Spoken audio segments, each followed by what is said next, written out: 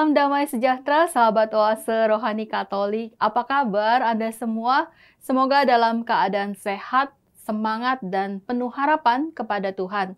Kita berjumpa kembali pada kesempatan hari ini. Saya Patricia Elsa, sudah bersama dengan Romo yang sangat setia menjadi narasumber bagi acara Oase Rohani Katolik, Romo Mardi Atmojo SJ, yang akrab kita sapa dengan Romo Mardi. Romo, apa kabar? Baik, terima kasih. Saya senang boleh bercakap-cakap lagi dalam pertemuan ini. Ya, dalam kondisi sehat, sukacita Romo?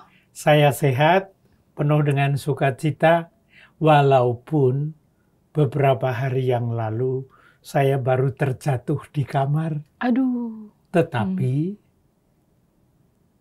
mengagumkan. Saya itu sebelum terjatuh, kadang-kadang ototku kurang baik. Kaki juga. Habis jatuh, lah kok malah sembuh semua. Tuhan itu kalau bekerja luar biasa. Ya. Semoga Romo makin fit ya, Romo makin membaik. Terima kasih. Ya, baik. Sahabat Oase Rohani Katolik, kita akan awali acara ini dengan berdoa bersama Romo Mardi. Dalam nama Bapa dan Putra dan Roh Kudus. Amin. Allah, Aba, Bapa kami yang ada di surga. Kami bersyukur dan berterima kasih bahwa Engkau memenuhi Bunda Maria dengan seluruh keluarga, anak, cucu, Abraham, Ishak, dan Yakub. Sehingga Bunda Maria dipersembahkan oleh orang tuanya ke tangan cinta kasih-Mu. Oleh sebab itu, perkenankanlah kami bergabung dengan Bunda Maria, mempercayakan diri pada cinta-Mu, karena menyambut Kristus Sang Putra, dalam terang Roh Kudus, kini dan sepanjang segala masa. Amin. Amin. Dalam nama Bapa dan Putra dan Roh Kudus. Amin. Amin. Terima kasih Romo untuk doanya.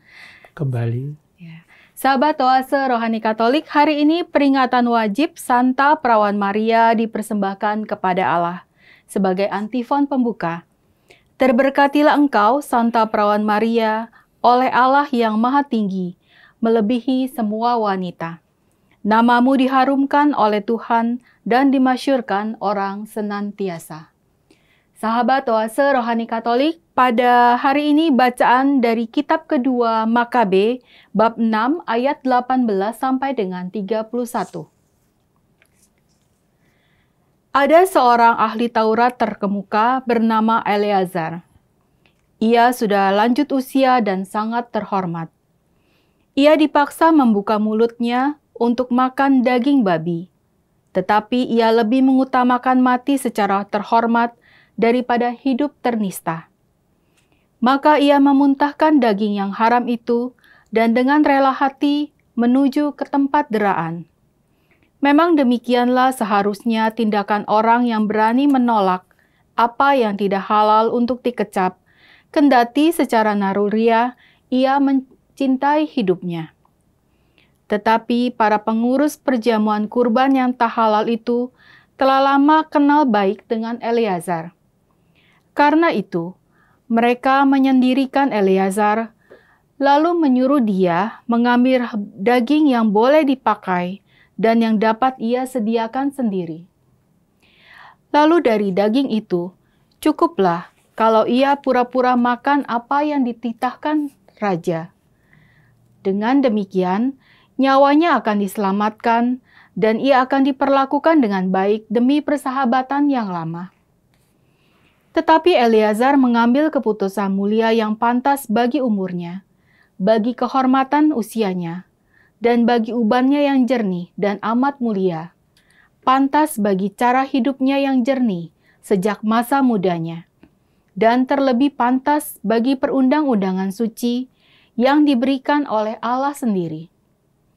Dengan tegas ia minta supaya segera dikirim ke dunia orang mati saja.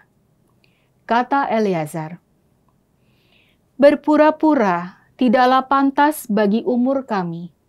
Jangan-jangan banyak pemuda kusesatkan oleh karena mereka menyangka bahwa Eleazar yang sudah berumur 90 tahun beralih kepada tata cara asing.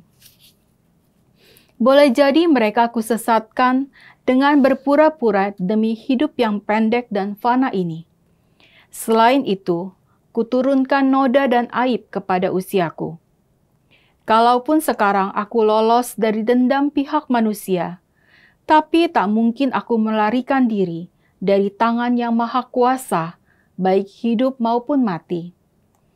Dari sebab itu, dengan berpulang secara jantan, aku mau menyatakan diri layak bagi usiaku. Dengan demikian, aku pun meninggalkan teladan luhur bagi kaum muda untuk dengan sukarela mati demi hukum Taurat yang mulia dan suci."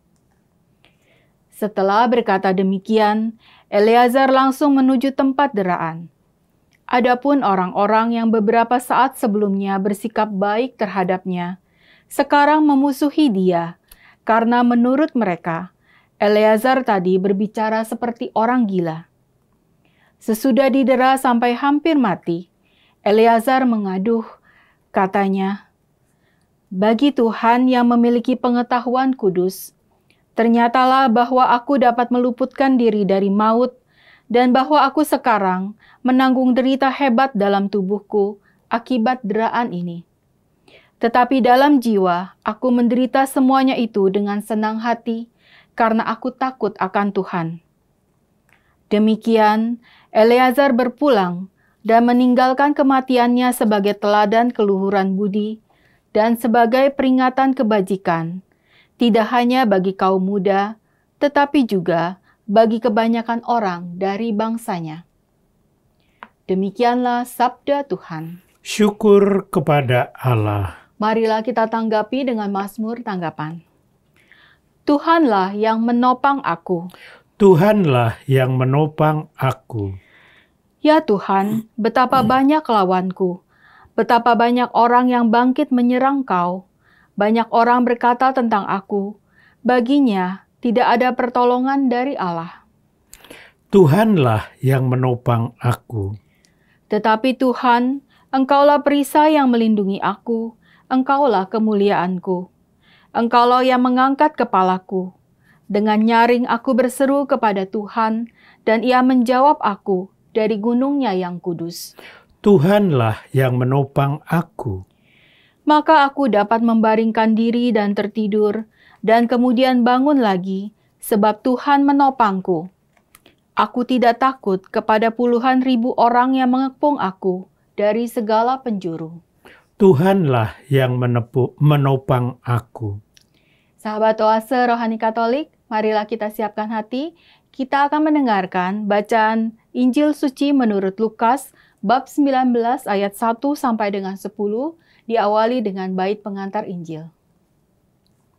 Haleluya. Haleluya. Allah mengasihi kita dan telah mengutus anaknya sebagai silih atas dosa-dosa kita. Haleluya. Tuhan bersamamu Dan bersama rohmu. Inilah Injil Yesus suci menurut Lukas. Dimuliakanlah Tuhan. Yesus memasuki kota Yeriko dan berjalan melintasi kota itu. Di situ ada seorang kepala pemungut cukai yang amat kaya, bernama Zakheus. Ia berusaha melihat orang apakah Yesus itu, tetapi tidak berhasil karena orang banyak dan ia berbadan pendek. Maka berlarilah ia mendahului orang banyak, lalu memanjat pohon ara untuk melihat Yesus yang akan lewat di situ. Ketika Yesus sampai ke tempat itu, ia melihat ke atas dan berkata, "Zakheus, segeralah turun, dan hari ini aku mau menumpang di rumahmu." Zakheus segera turun dan menerima Yesus dengan sukacita. Tetapi semua orang yang melihat hal itu bersungut-sungut, katanya, "Ia menumpang di rumah orang berdosa." Tetapi Zakheus berdiri dan berkata kepada Tuhan, "Tuhan, separuh dari milikku akan kuberikan kepada orang miskin, dan sekiranya ada sesuatu yang kuperas dari seseorang, akan kukembalikan 4 kali lipat." Kata Yesus kepadanya, "Hari ini terjadilah keselamatan atas rumah ini, karena orang ini pun anak Abraham. Anak Manusia memang datang untuk mencari dan menyelamatkan yang hilang." Demikianlah sabda Tuhan. Terpujilah Kristus. Terima kasih Romo untuk bacaan Injilnya. Terima kasih juga. Ya, sahabat Oase Rohani Katolik, kita sudah mendengarkan 2 bacaan. Pada kesempatan hari ini, peringatan wajib Santa Perawan Maria dipersembahkan kepada Allah. Dan sekarang Romo Mardi Atmojo SC akan menyampaikan inspirasi pewartaan dan kabar baik Injil. Romo, kita akan mulai dari bacaan pertama, Romo. Benar. Ya, silakan Ya. Romo. Judul Pesta Wajib hari ini adalah Santa Perawan Maria dipersembahkan kepada Allah. Kalau dicari dalam Alkitab, pesta wajib ini nggak ada. Namun, sebenarnya pesta wajib ini bagian tidak terpisahkan dari seluruh warta gembira yang ada dalam Injil kita. Bagaimana kita mau memahaminya? Cara kita memahaminya adalah, apa sih artinya kalau seorang anak cucu Abraham, Ishak, Yakub pada awal hidupnya dipersembahkan kepada Allah. Artinya, sejak kecil, anak cucu Abraham, Ishak, dan Yakub dipersembahkan kepada Allah. Mengapa? Karena ada teladan yang sangat bagus dalam Alkitab. Teladan yang sangat mudah kita ingat adalah ketika Abraham membawa anaknya, yaitu Ishak, dibawa ke gunung. Waktu anaknya bertanya, "Mau apa kita?" Kita mau mempersembahkan korban kepada Allah. Lalu Ishak bertanya, "Lah korbannya mana?" Ya. Kenapa? Karena pada zaman itu korbannya itu berupa bisa lembu, bisa kambing, bisa ayam, atau berbagai macam persembahan dari Burung ya, kebun, Romo? burung, dan sebagainya.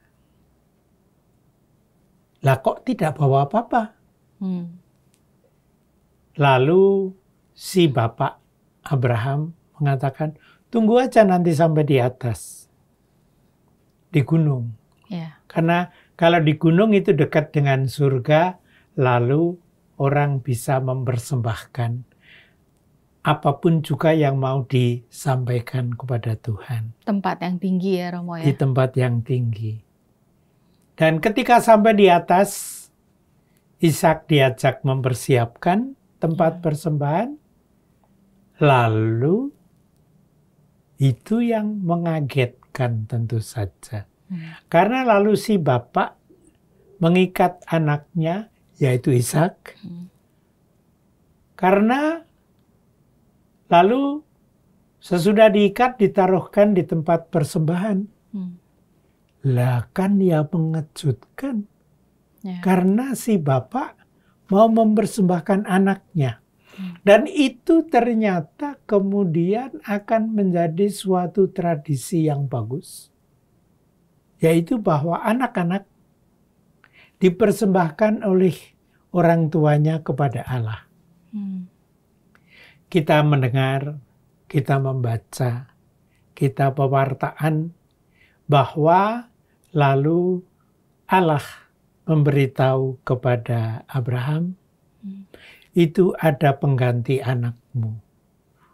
Domba. Ya, yang tanduknya Hewan. tersangkut di ranting. Betul. Dan karena itu, lalu itulah yang dipersembahkan. Tapi, timbul pertanyaan, apakah lalu Ishak tidak lagi dipersembahkan? Tetap dipersembahkan. Bahkan dengan keseluruhan hidupnya dipersembahkan sebagai milik Allah. Menurut peristiwa jasmaniahnya, tetap anak bapak ibunya, tetapi dalam arti yang terdalam, jiwanya dan seluruh pribadinya diserahkan kepada Allah. Apa kaitannya dengan kita? Pesta ini adalah pesta Santa Perawan Maria dipersembahkan kepada Allah. Dengan kata lain, sesudah peristiwa itu, dalam dunia anak cucu Abraham, Ishak, dan Yakub, dan Yakub adalah nama asli dari kata Israel. Sehingga semua anak cucu Israel akan senantiasa dipersembahkan kepada Allah. Dengan keseluruhan pribadinya. Lalu mari kita ingat dalam perjanjian baru. Ketika Bunda Maria didatangi oleh Gabriel, lalu Gabriel menanyakan kesediaannya menjadi bunda Yesus dari utusan Allah, ialah Yesus Kristus. Lalu dia tertanya, loh, bagaimana itu mungkin? Karena saya tidak, dan seterusnya dan sebagainya. Dan dijawab oleh malaikat Gabriel, engkau dipenuhi oleh Roh Allah sendiri. Di situ menjadi nampak bahwa persembahan utamanya adalah Sang Putra yang akan dikandung oleh Bunda Maria. Tapi hal itu menjadi mungkin karena Bunda Maria dipenuhi dengan Roh dan memberikan dirinya untuk dipakai oleh Allah. Itulah sesuatu yang dalam gereja lalu dikenangkan terus-menerus dengan pesta wajib Santa Perawan Maria dipersembahkan kepada Allah. Tidak dalam model disembelih, dipotong seperti yang kadang-kadang dibayangkan orang bahwa mati. Tetapi dia dipersembahkan sebagai pribadi yang hidup, tapi seluruh hidupnya untuk Allah yang datang kepada manusia melalui Sang Putra, yaitu Yesus, kanak-kanak Yesus yang dikandung oleh Bunda Maria. Ya. Dan Bunda Maria telah mengatakan ya kepada malaikat. Dengan demikian, pesta wajib Santa Perawan Maria dipersembahkan kepada Allah adalah pesta wajib yang mengingat kita semua mempersembahkan diri seluruhnya menyambut Sang Putra. Ya. Gambar yang diperlihatkan berasal dari kitab kedua Makabe. Apa yang diperlihatkan di sana? Simbolik. Simbolnya apa? Simbolnya adalah sesuatu yang ada dalam diri manusia. Ini adalah sesuatu yang penting. Apa yang ada dalam diri manusia? Yang ada dalam diri manusia adalah permen yang kita makan. Makanan ini dalam diri kita, tapi kemudian menjadi bagian dari kita. Masuk dalam diri kita, dan kalau kita persembahkan diri kita, maka makanan ini juga menjadi bagian dari keseluruhan yang dipersembahkan. Kalau air, aqua, atau entah apapun juga, itu masuk ke dalam diri kita, kita minum, maka ini menjadi bagian dari seluruh diri kita, dan kita persembahkan, begitulah seluruhnya disambut oleh Allah sebagai persembahan kita. Kalau kembang, atau entah apapun juga, buku, atau bahkan alat-alat digital seperti laptop atau HP atau entah kabar-kabar yang lain dari WhatsApp dan sebagainya, memberi kabar gembira kepada satu sama lain, dan itu kita persembahkan kepada Tuhan, itu pun persembahan. Asal, itu syaratnya, benar-benar sesuai dengan kehendak Allah. Jangan sembarang ucapan. Jangan sembarang ini, sembarang itu. Itu contohnya pada kitab kedua Makabe, yaitu makanan santapan yang tidak diperkenankan. Maksudnya, tidak sesuai dengan kehendak Allah. Oleh sebab itu, ide dasar dari kitab kedua Makabe adalah kalau kita menyerahkan diri kepada Allah, maka kita menyerahkan diri sesuai dengan kehendak Allah, selaras dengan keinginan Allah, kita persembahkan semuanya. Pilihannya bukan pilihan enak atau tidak enak, nyaman atau tidak nyaman, nikmat atau tidak nikmat, bukan. Tetapi pilihannya adalah bahwa kita sampaikan kepada Allah sebagaimana Allah ingin bahwa kita sampaikan, seperti ketika pada awal mula sebenarnya Allah menginginkan Adam dan Hawa menyerahkan keinginannya kepada Allah. Musa dipersembahkan walaupun melalui sungai. Dan Daud dipersembahkan dalam seluruh pelayanannya. Lalu Maria menyerahkan diri juga dengan seluruh pelayanannya.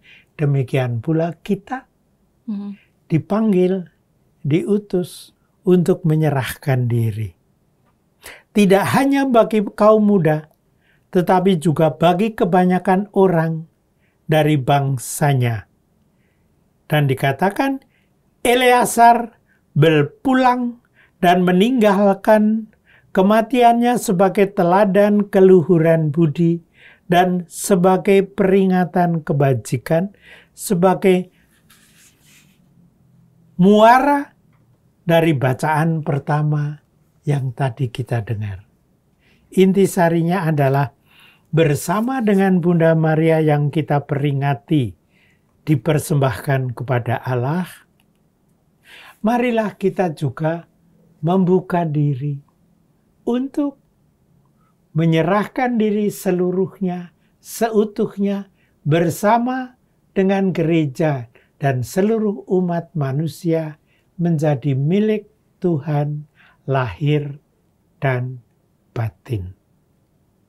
Kita mohon agar kita senantiasa membuka hati untuk diperserahkan kepada Tuhan, dan karena itu disambut oleh kasih karunia Tuhan melalui Roh dan dengan pengantaraan Sang Putra Yesus Kristus. Amin.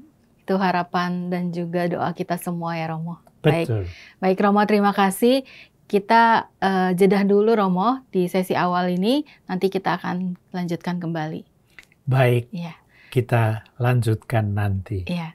Sahabat Oase Rohani Katolik, tetaplah menyaksikan acara kami, kita akan kembali sesaat lagi.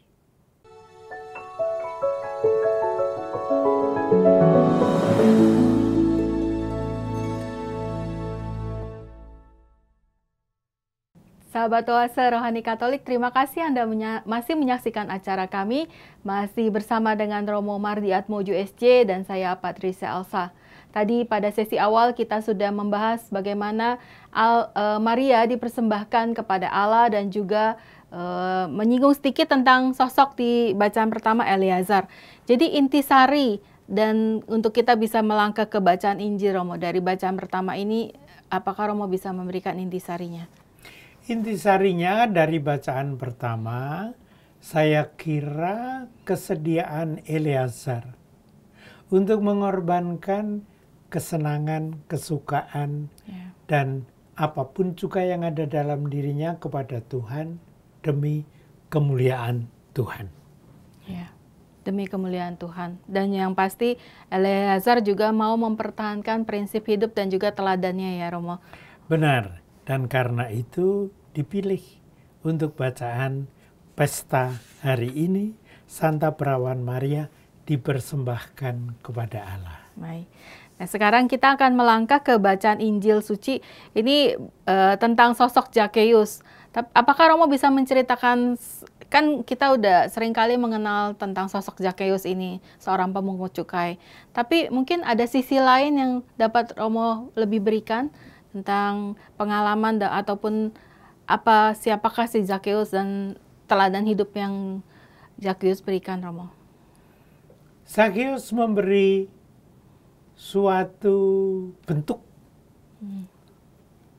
nyata seorang manusia. Dan apa seorang manusia itu? Kalau para pemirsa memperhatikan kami berdua, pemirsa pasti lihat bahwa saudari saya ini kalau berdiri lebih tinggi dari saya. Dan jangan-jangan pengurus agak sengaja berkaitan dengan ini supaya saya agak mirip dengan Zakheus yang pendek, dan karena itu agak kesulitan untuk bertemu dengan Yesus. Dan Zakheus pengen sekali, padahal ada dua hal yang menyebabkan dia berproblem untuk ketemu Yesus. Satu, pendek dari sudut fisik, jasmaniah, indrawi. Tapi yang kedua, dia itu terkenal di kalangan orang Yahudi sebagai seorang manusia yang nggak berharga, bahkan jelek. Karena apa? Karena dia adalah orang yang mengambil duit dari orang-orang sebangsanya demi diserahkan kepada orang Romawi, tapi sebetulnya juga demi keuntungannya sendiri. Ya, maka di sini dikatakan seorang kepala pemungut cukai yang amat kaya. Ya, ada kata-kata amat kaya. Betul. Saya kira banyak di antara Anda yang hadir di sini, ada yang ikut membaca dan melihat pertemuan kami dengan HP. Oke, baik. HP-nya bisa baik sekali, bisa jelek. Nggak apa-apa. Tapi lumayan. Tapi tidak jarang, pasti ada yang hanya ikut melihat. Sehingga sebetulnya nggak mempunyai milik terlalu banyak. Banyak di antara kita memang agak berkekurangan. Beda dengan Zakheus. Kaya, berpendidikan tinggi, dan bahkan dekat dengan orang tinggi.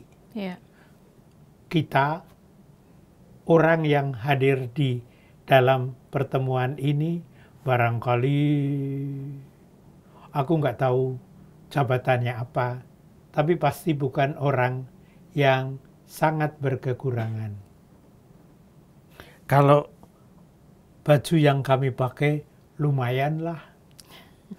Kami pakai kacamata lumayanlah. Maksud saya adalah kita ini orang-orang yang mempunyai teman atau tetangga yang masih lebih miskin dan berkekurangan atau lebih lemah dari kita. Misalnya sakit dan seterusnya. Dalam arti tertentu, jelek-jelek kita agak berteman dengan Zakheus, agak berpunya. Dan ada puluhan dan ratusan orang yang lebih menderita dari kita. Namun, lihatlah, Zakheus ingin berjumpa dengan Yesus. Bukan soal melihat. Kalau hanya soal melihat itu dari jauh mungkin bisa. Tapi dia pengen dekat. Dan karena itu naik pohon. Para saudari dan saudara sekalian, saya yakin banyak di antara kita pengen berjumpa dengan Yesus. Saya kerap kali mendengar hasrat itu. Dan karena itu banyak orang bersembahyang atau latihan berdoa. Bahkan sejak kecil sekali. Syukur sekali. Dari lain sisi, siapa tahu di antara kita ada juga yang sesekali lupa pada Tuhan. Karena sibuk mengumpulkan pajak-pajak. Mengumpulkan harta. Sehingga karena itu kita disebut orang lain koruptor atau mengumpulkan jabatan atau kedudukan yang bukan main. Seperti sekian banyak orang yang haus akan kedudukan dan harta. Saya yakin banyak di antara kita pengen dekat dengan Tuhan. Walaupun kadang-kadang sulit mau melakukannya. Maka seperti Zakheus, kita perlu agak memanjat sedikit. Dan bagi saya, harus saya akui, kadang-kadang kita perlu cari tempat untuk sedikit dekat kepada Tuhan.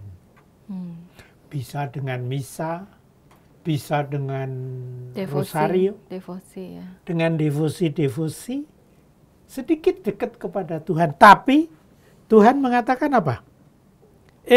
Mas, Zakheus, sini, turunlah. Aku mau menumpang di rumahmu. Berarti Tuhan mau masuk dalam hati kita dan tempat kita yang paling mesra dalam diri kita, dalam akal budi kita, dan seterusnya, dan sebagainya. Pertanyaannya, apakah kita membuka hati? Seperti Zakheus mencoba membuka hati, bahkan membuka rumahnya, dan seterusnya. Dan kalau saya baca lebih lanjut lagi di sini, setelah Zakheus mengalami sapaan dan juga Yesus mau menumpang di rumahnya, di sini juga langsung Zakheus melakukan suatu tindakan, dia akan memberikan separuh dari miliknya kepada orang miskin. Dan sesuatu yang kuperas dari seseorang akan kukembalikan 4 kali lipat.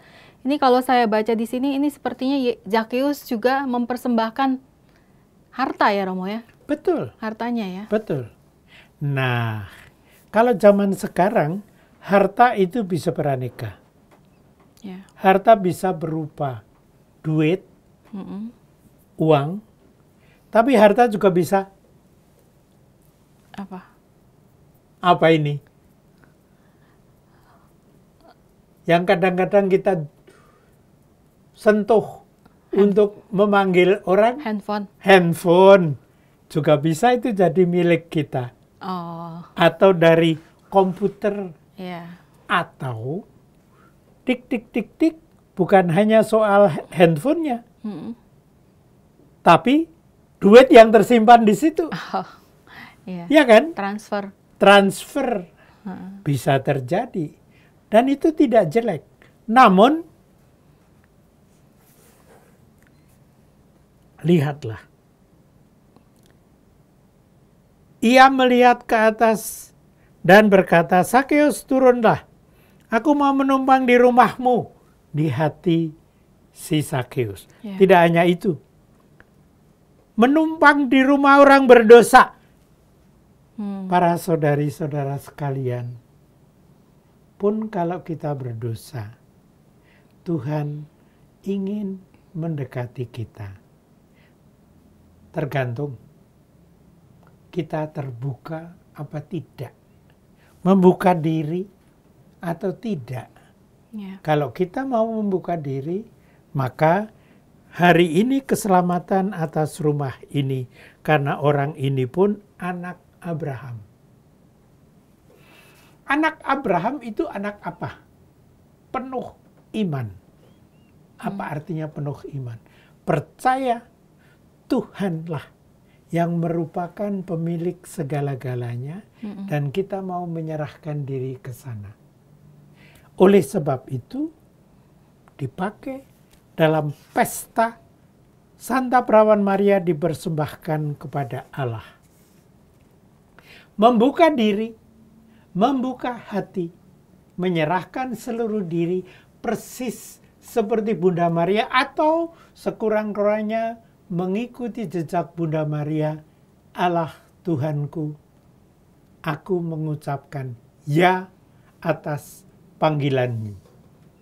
Panggilan yang baru sekarang bisa berupa seperti Bunda Maria, menerima kandungan yang dikaruniakan Tuhan kepada kita, bisa juga menerima berbagai macam pelayanan dalam masyarakat atau gereja atau paroki atau apapun juga. Bisa juga panggilan menjadi seorang awam yang banyak melayani orang-orang yang mempunyai kekurangan dalam hal tangan, dalam hal kaki, dalam hal kesehatan, atau membantu mereka yang mendapat kekurangan dalam hal makanan dan minuman, atau juga membantu orang yang mendapat ketidakadilan dalam kehidupan.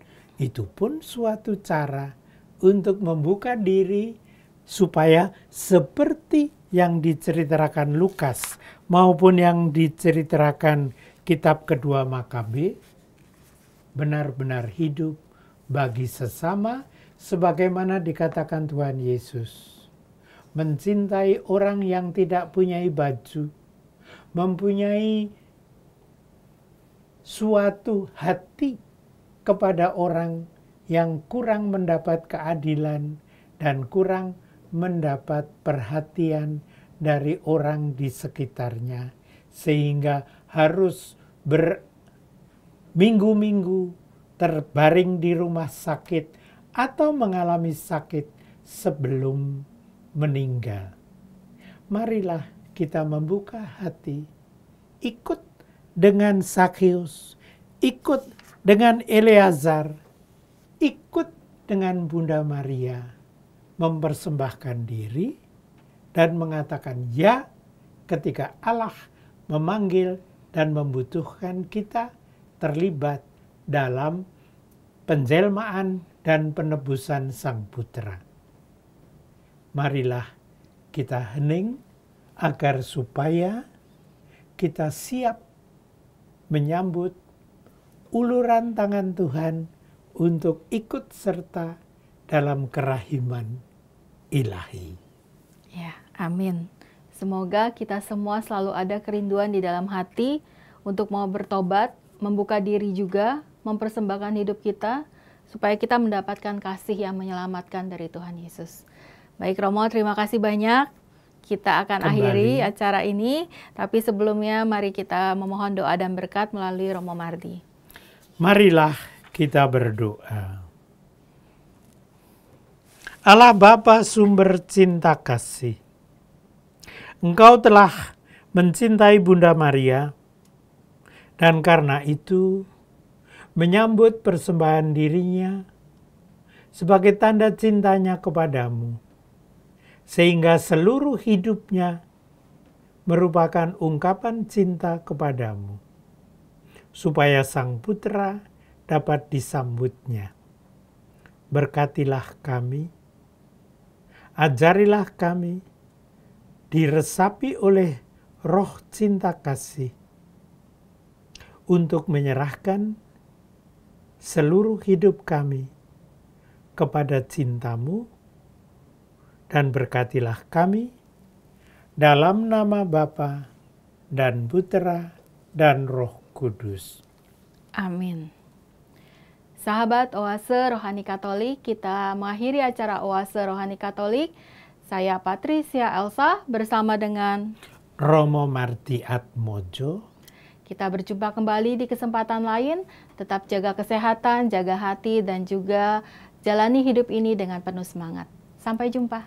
Sampai jumpa.